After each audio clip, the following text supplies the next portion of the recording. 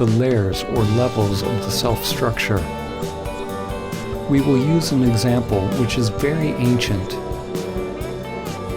In the Upanishads, the sheaths which cover the Atman or soul are called koshas. Each kosha is like a mirror, a layer of the self-structure, a veil or level of Maya which distracts us from realizing our true nature if we are identified with it. Most people see the reflections and believe that that is who they are. One mirror reflects the animal layer, the physical body. Another mirror reflects your mind, your thoughts, your instincts and perceptions. Another your inner energy or prana, which you can observe when you turn inward. Another mirror reflects on the level of the imaginal, which is the higher mind or wisdom layer. And there are layers of transcendental or non-dual bliss that are experienced as one approaches samadhi.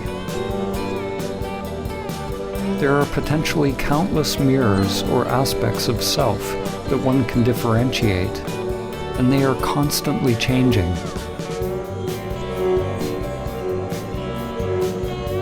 Most people have yet to discover the pranic, higher mind, and non-dual bliss layers. They don't even know they exist. These layers are informing your life, but you do not see them. The hidden mirrors actually inform our lives more than the ones that are visible. They are unseen because for most people they are not fully illuminated by consciousness. Like Indra's net of jewels, the mirrors all reflect each other, and the reflections reflect every other reflection infinitely. A change on one level simultaneously affects all levels. Some of these mirrors may be left in the shadows, unless we are fortunate enough to have a competent guide to help us shine light upon them. The truth is, we don't know what we don't know.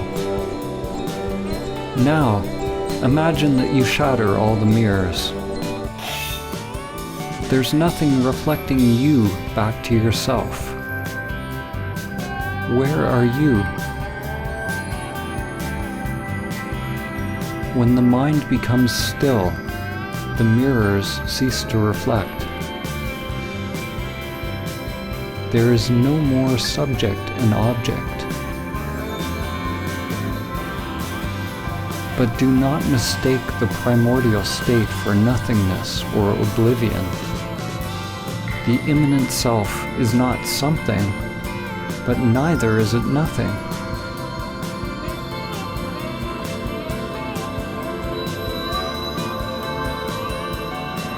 This source is not a thing.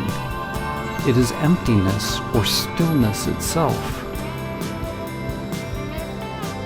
It is an emptiness that is the source of all things.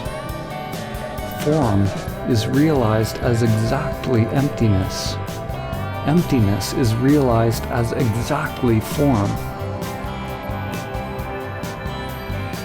This source is the great womb of creation, pregnant with all possibilities.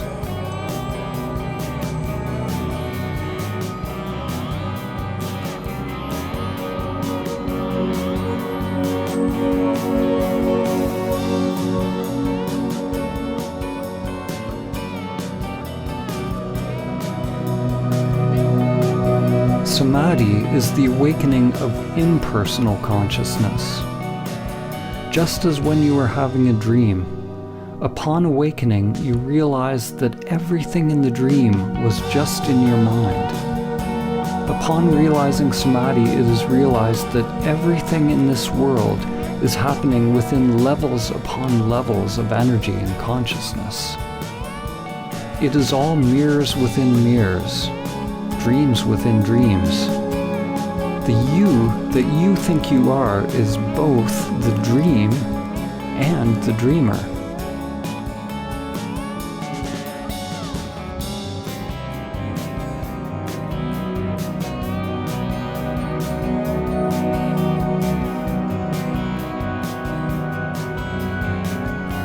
Whatever we say in this film, let it go.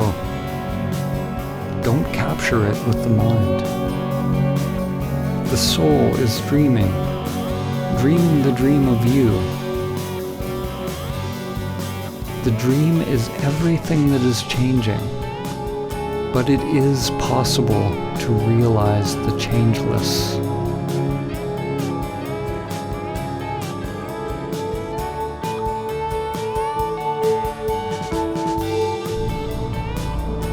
This realization cannot be understood with the limited individual mind.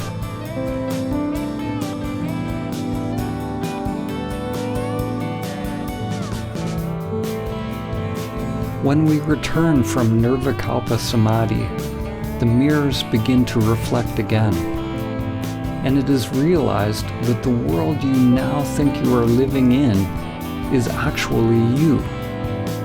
Not the limited you, which is only a temporary reflection, but you are aware of your true nature as the source of all that is. This dawning of higher wisdom, the embryo, prajna, or gnosis, is what is born out of samadhi.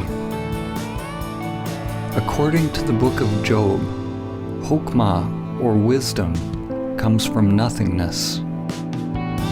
This point of wisdom is both infinitely small and yet encompasses the whole of being, but it remains incomprehensible until it is given shape and form in the palace of mirrors, called Binah, the womb carved out by higher wisdom, which gives shape to the embryonic spirit of God.